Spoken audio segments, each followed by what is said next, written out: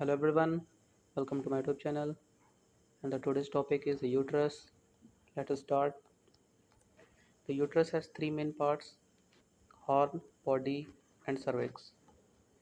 तो यूट्रस के main parts कौन से हैं? हॉर्न है, body and cervix. In cows, the horns are well developed and the body is small and narrow. The horns, left and right, are thick-walled muscular and tubular organs remain almost in the abdominal cavity between the oviduct and the body of uterus. Horns क्या हैं? जो काऊ है उसमें horns क्या हैं? Well developed हैं। और जो बॉडी है वो कैसा है? स्मॉल एंड नैरो है। अब हॉर्न्स की संख्या दो है, right and left. Thick walled muscular and tubular organ, ये कैसा है? मस्कुलर एंड ट्यूबुलर ऑर्गन है।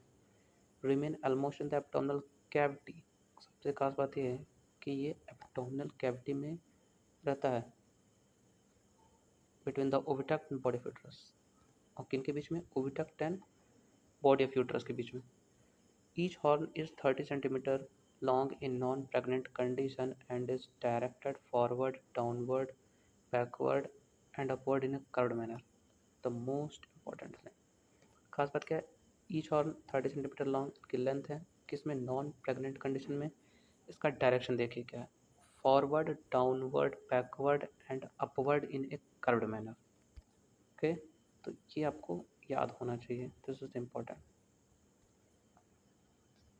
The broad ligament is attached to the lesser curvature of the horn. The horn is narrow toward the tip and broad toward the body. जो broad ligament है, broad ligament के तीन part बताया था आपको: मिजोवेरियन, मिजोसाल्पिंक्स, मिजोमेट्रियम. तो जो मिजोमेट्रियम है वो बॉडी ऑफ यूट्रस से अटैच होगा, और यहाँ पे broad ligament attached to the lesser curvature of the horn. Horn का जो डायरेक्शन है, जब आपने देखा होगा, उसमें दो कर्व बन रहे हैं. पहले ये क्या होता है? फॉरवर्ड जाता है, फिर डाउनवर्ड होके फिर बैकवर्डली अपवर्ड हो जाता है. और किस फैशन में? कर्व्ड मैनर में. वहाँ पे दो कर्व बनते हैं. तो जो जो लेसर कर्व बनता है वहाँ पे ब्रॉड लिगामेंट अटैच होते हैं. तो broad ligament is attach to the lesser curvature of the horn. The horn is narrow toward the tip and broad toward the body. Obviously जो हॉर्न होगा वो टिप पे कैसा होगा? नैरो होगा. और बॉडी ऑफ द यूट्रस की side broad होता है, क्योंकि जो टिप होगा उधर क्या होगा? ओविडक्ट होगा, और इधर बॉडी की साइड बॉडी ऑफ यूट्रस होगा. Okay, the body is only about 4 to 5 centimeter in length and thick walled. Body काफ़ी छोटा है, 4 to 5 centimeter इन लेंथ है. ओके, thick walled है. Cranially, the body is bifurcated to continuous horns and caudally connected to the vagina through cervical canal. देखिए, जो cranially क्या होता है? यूट्रस या बॉडी का ये वो बाइफर्केटेड होता है. ओके, बाइफर्केट होकर क्या बनाता है? हॉर्न्स बनाता है. ओके, और काउडली क्या है? काउडली कनेक्ट होता है किससे? वेजाइना से. वो किसके थ्रू? सर्वाइकल कैनाल के थ्रू. अब जो सर्विक्स है, सर देखिए, द सर्विक्स और neck of the uterus is highly thick walled tube about 8 centimeter in length and is composed of mainly circular muscles of the wall. The cervical canal is narrow and contains spiral folds of mucous membrane. The most important, फिर देखिए, veterinary में जो सबसे important है gynaecology में, वो है cervix. बिना सर्विक्स के जाने आप कुछ नहीं कर सकते. तो सर्विक्स की खास बात आपको याद रहनी चाहिए. ठीक है, तो सर्विस या नेक ऑफ द यूट्रस बोलिए कैसा है? हाईली थिक वॉल्ड टिप, काफ़ी थिक वॉल्ड है. इसकी जो लेंथ है वो 8 सेंटीमीटर है काऊ में. और ये किसका बना है? Circular muscles. सर्कुलर मसल्स यहाँ पे हैं. तो cervical canal narrow, cervical canal narrow होता है. और इसमें क्या होता है? Spiral folds of mucus membrane. यहाँ पे स्पायरल फोल्ड्स होते हैं म्यूकस मेम्ब्रेन के. अब देखिए, the wall of the uterus is composed of serous, muscular, and mucous coat from outside inward, popularly known as perimetrium, myometrium, and endometrium. तो यहाँ बात हो रही है पेरीमेट्रियम, मायोमेट्रियम एंड एंडोमेट्रियम की. अब देखिए, ओविडक्ट में भी तीन लेयर थी: serous, muscular and mucus mucus layer. यहाँ पे जो यूट्रस की जो लेयर्स हैं इनका नाम है, जो सीरस लेयर है उसको बोलते हैं पेरीमेट्रियम, जो मस्कुलर लेयर है उसको बोलते हैं मायोमेट्रियम, जो म्यूकस लेयर है उसको बोलते हैं एंडोमेट्रियम। ओके, कि यूट्रस में बात चल रही है। The endometrium epithelium is columnar ciliated at the horn, columnar in the body and neck, and stratified in the external os। जो अब एंडोमेट्रियम के एपिथेलियम हो उसमें आपको बताता हूँ, ओविडक्ट में सिलेटेड कोलमनार एपिथेलियम था, बट यहाँ पे कैसा है, यहाँ पे भी वही है, columnar chelated at the horn, horn में भी सिलेटेड कोलमनार है, लेकिन कोलमनार कहाँ पे है, बॉडी में और नेक में, और स्ट्रेटिफाइड कहाँ है, external os, external os of the uterus में स्ट्रेटिफाइड होता है। In the endometrium of the horn and body of a cow, a large number, about 100, of raised pitted surface button-like structures are present in a scattered manner called the uterine caruncles or cotyledons।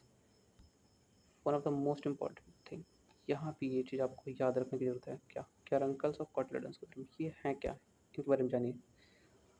देखिए, domestic animals में काऊ का सबसे unique feature क्या, कैरंकल्स और cotyledons.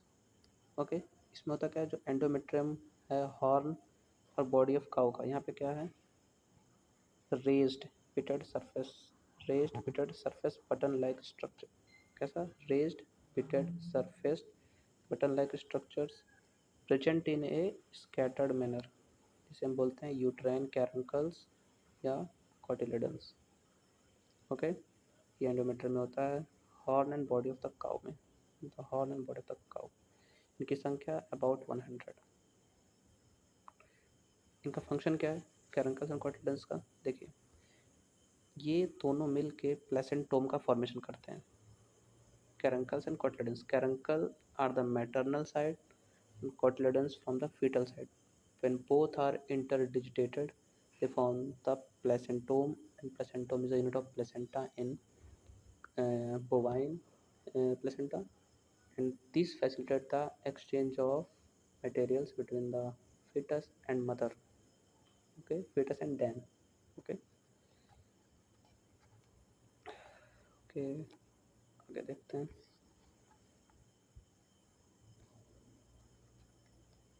अब देखिए, the uterus in mare has short horns and comparatively large body, whereas in case of bitch, the body is practically absent and horns are very long। अब mayor में खास बात क्या है यूट्रस की, यहाँ पे जो हॉर्न्स हैं वो शॉर्ट हैं और जो बॉडी है वो लार्ज है। काऊ में देखेंगे तो वहाँ पे हॉर्न लॉन्ग था, बॉडी छोटा था, ठीक है।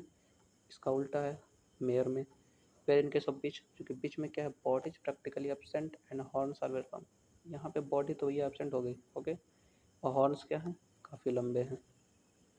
इन sow horns are very long and coiled.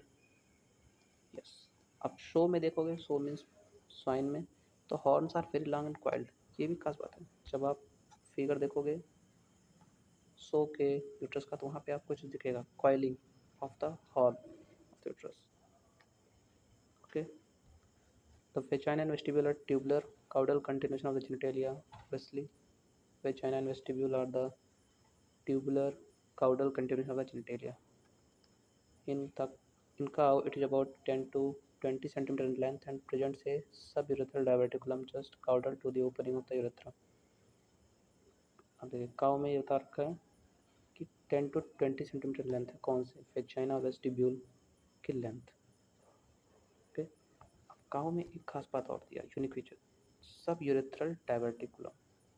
सब यूरेथ्रल डाइवर्टिकुलम ये क्या है, देखिए जो यूरेथ्रा की ओपनिंग होती है ना कैटल में, वो कहाँ पे होता है, फ्लोर ऑफ द, कहाँ पे, वेस्टिब्यूल।